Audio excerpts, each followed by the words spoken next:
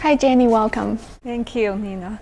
Can you briefly describe Mandarin Capital's strategy? We invest in Chinese companies and then help them to expand into Europe.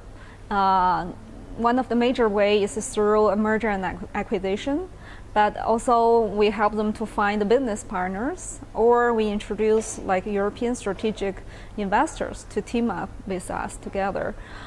We do vice versa, which is we invest in European companies and help them to expand their business in China.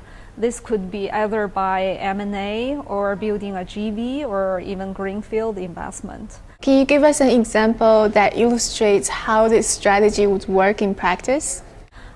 We invest in an Italian company called Dataluz. It's a company with its main business in making medical software. One of the major product is the platform software, where you could link hospitals, drugstores, government agencies, insurance companies together.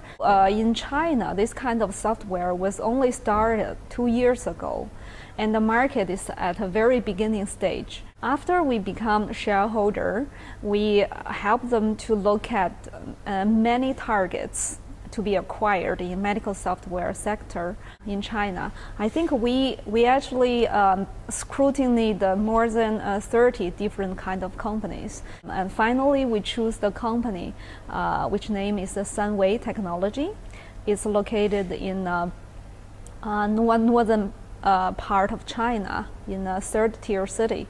Because that city, they are launching one of the biggest projects of platform software in China.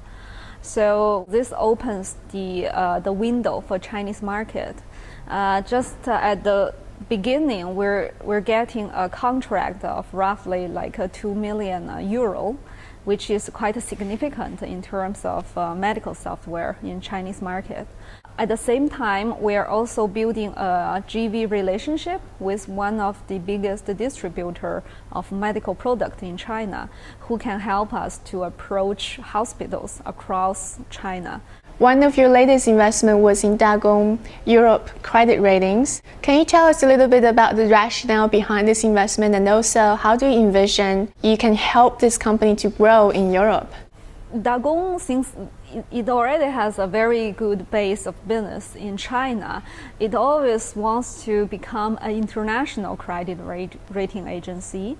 That is why in past years it developed its own system of doing credit rating, also on the country credit rating. Of course, Europe is a very interesting and attractive place to go, because Europe is a mature market. With many companies and financial institutions. In this market, you really need very good expertise and a very good standard of your professional work that you can really live through in this very, competitive market, because it's already a mature market. You don't see many new companies. What's the biggest challenge you think you will encounter in this process? I would say the most important challenge is to find the right people. I mean, to build a very strong team in this market. I think we have partially achieved that efforts. We found the general manager, the business development manager, which are very good. The other challenge is really to put the two teams to work together, because there's also cultural difference, the different way of doing business or even communication. And how do you plan to exit this investment?